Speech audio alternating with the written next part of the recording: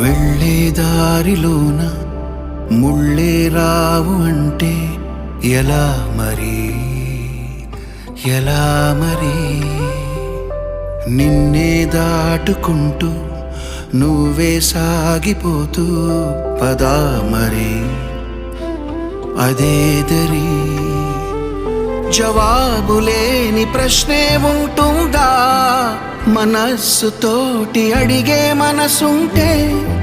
ఇవాళ నువ్వు నీకై నిలబడితే రేపన్న రోజు గెలుపే దిగిరాదా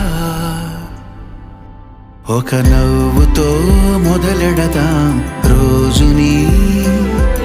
ఆ హాయిలో మరిచేద్దాం బాధని ఒక నవ్వుతో మొదలెడదాం